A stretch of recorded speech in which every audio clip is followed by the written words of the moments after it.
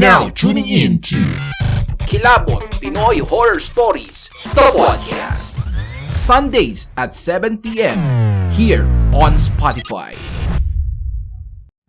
Mga repakol, nais ko lang kayong imbitahan na mag-subscribe at i-click ang notification bell sa ating YouTube channel. I-search nyo lang ang Kilabot Pinoy Horror Stories or simply click the link in the description section. Ang hindi mag-subscribe, Hindi makakatulog ngayong gabi.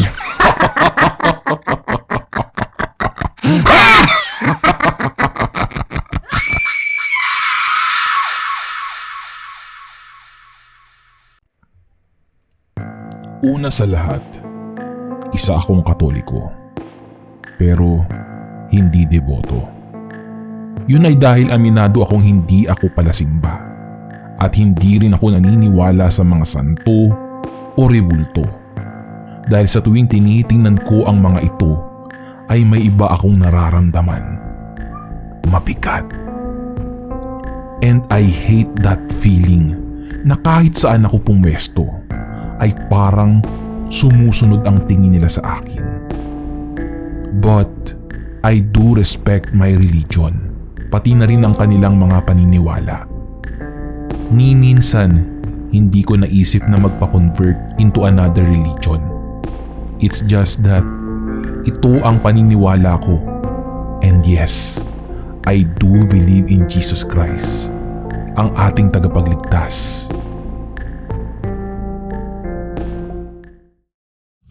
Sa pagsapit ng gabi at pagbigkit ng iyong mga mata, lagi mong itatanong, ligtas ka ba?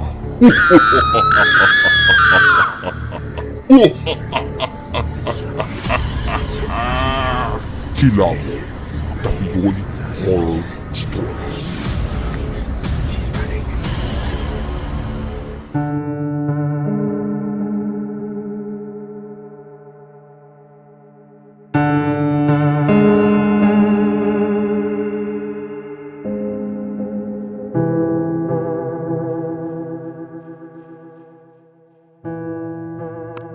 So, here goes the real point. Naalala ko lang ang sinabi sa amin ng aming lolong manggagamot. Mas mainam pang matulog sa sementeryo dahil payapa ang paligid kaysa matulog sa simbahan na binabalot ng kung ano-anong kapapalaghan. Siya nga pala, Kuya Totoy. The story will be on my lolo's point of view. Sinubukan kong matulog noon sa sementeryo.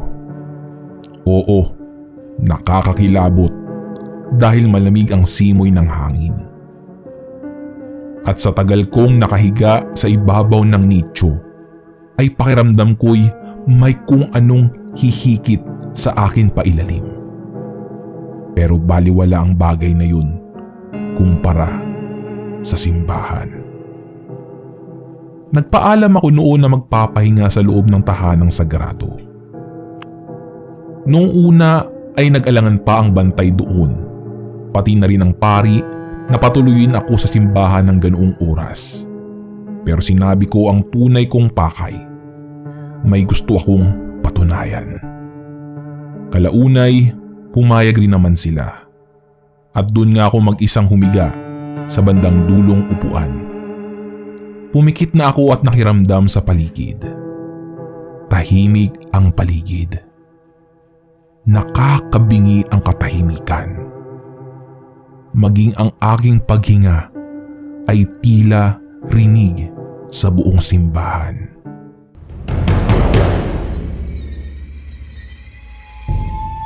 Maya-maya, nakarinig ako ng mga tunog na parang may babaeng naglalakad. Kumpirmado kong babae dahil lumilikha ng ingay ang tunog ng kanyang sapatos na may takong. Yung tunog na parang papalapit sa altar. Pinapakinggan kong maigi ang mga yabag. Ilang hakbang lang yun at pagdakay, biglang nawala. Bumangon ako sa aking pagkakahiga para tignan ito. Lumingali nga ako, pero wala akong nakitang ni isang tao sa loob ng simbahan. Ako lang mag-isa ang naroroon. Aba, Ginoong Maria, napupuno ka ng grasya.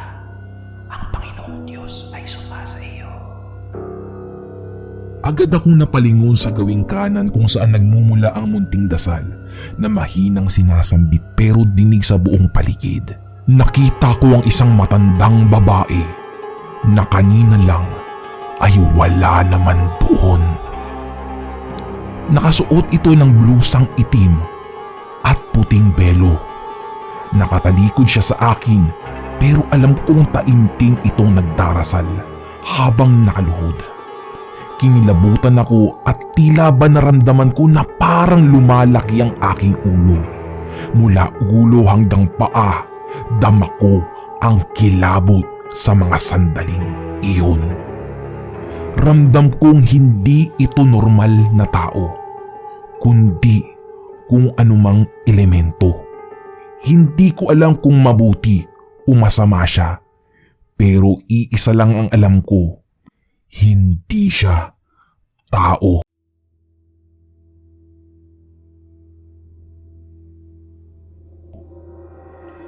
Dala ng aking matinding kuryosidad, lalapitan ko na sana ito, pero naramdaman kong unti-unting umiingay sa loob ng simbahan. At tsaka ko napansin na bakit tila dumarami na ang tao sa loob. Gayong hating gabi na. Napako na ako sa aking kinatatayuan. Iba-iba ang aking nasaksihan. Maraming nakabelo na puti sa bandang gilid kung saan nagtitirik ng kandila ang mga taong nagsisimba. Naroot may hawak silang mga kandila at walang kibo. Nagsimulang kumalat ang musika sa loob ng simbahan dahil sabay-sabay na kumanta ang grupo ng mga taong nakatayo sa unahan. Tuwid na tuwid ang kanilang mga tindig, ngunit nakatalikod ang mga ito. Umaawit sila ng kantang pangsimbahan. Mabagal na animoy prosesyon, pero ang melodiya'y nakakapanindig palahibo. May mga ingay na humahalo na parang mga tumatangis at nananaghoy. May mga iyakang parabang namatayan o humihingi ng tulong. Mayroon pang lalaking bigla na lang sumulpot. Lumalakad ito habang nakaluhod sa aisle. Dumaan siya sa gilid ko nang di man lang ako nililingon. Nakatingala ito sa nakapakong imahe ni Jesus sa unang altar at nag-iwan ng mga mantsang dugo ang kanyang mga tuhod sa sahig. Napa-sign of the cross ako noong mga sandaling iyon. Nananalig sa Diyos at humihingi ng proteksyon upang hindi ako masaktan ng kung anumang mga elementong nakakasama ko ngayon. Ama namin sumasalangit ka, sambahin ang ngalan mo dito sa lupa para nang sa langit. Maya-maya ay nakarinig ako ng boses na malalim sa tabihan ko at sinasabayan nito ang pagdarasal ko. Ama namin sumasalangit ka, sambahin ang ngalan mo dito sa lupa para nang sa langit. Ngunit paglingon ko ay wala namang tao doon. Habang ako'y unti-unting papalapit sa pintuan palabas ng simbahan, ay nakasalubong ko ang tatlong madre. Nakayuko ang dalawa, habang ang isa naman na nasa gitna ay malapad na nakangisi at nakangiti sa akin. Napaatras ako ng dahan-dahan, ni hindi ko magawang sumigaw. Nang makabuelo ako ay agad akong tumakbo. Napansin kong malinis na ulit sa loob ng simbahan. Wala na ang mga taong kanina lang ay kasama ko doon. tahimik na ulit sa loob. Napahinto ako sa bandang unahan ng simbahan, sa may altar. Sobrang lakas ng kabog ng aking dibdib. Sa wakas, wala na yung tatlong madre kanina sa pintuan. Akala ko'y sapat na ang mga nakita at narinig ko. Pero hindi pa rin pala. Sa aking likuray, may tumunog na parang nababali. Lumalagotok na parang mga butong nababali. Hindi ako nag-atubiling lumingon. At doon ko nga nakita ang isang babaeng nakahiga sa marmol na sahig ng simbahan. Mukha siyang sinasapian dahil umaangat ang kanyang katawan kahit naninigas ang mga kamay niyang nakadikit sa sahig. Napako ang tingin ko sa kanya kaya hindi ko napansin na may papalapit na pari. Dala ang holy water sabay wisik sa babae. Tumangis ang babae na parang asido ang lumapat sa kanyang katawan. Hindi ko nakinaya ang mga pangyayari. Lumabas na ako patakbo ng simbahan. Dala ang mga bagay na tumatak sa aking isipan. Hindi ito paninira sa simbahang Katoliko. Pero ang mga nalaman ko'y puno ng misteryo. Ngunit bakit sa simbahan? Bakit sa sagradong tahanan? Ang mga nakita at nasaksihan ko ay pahiwatig pa lamang na may mga kaluluwa pang namamalagi dito sa ating mundo. Marahil ay hindi makatawid sa kabilang panig o naghihintay ng paghuhusga o baka naman bago pa lang nag-uumpisa ang buhay nila. Akala ko noon sa kamatayan matatapos ang lahat, pero iba ang napatunayan ko. Sa libro, ang bawat kwento ay may katapusan. Ngunit sa ating buhay, ang bawat katapusan ay simula pa lamang. Naisip ko tuloy, paano kung ang buhay natin ngayon sa ibabaw ng lupang ito ay isa lamang panaginip at ang kamatayan ang siyang gigising sa atin sa pagkakaidlip.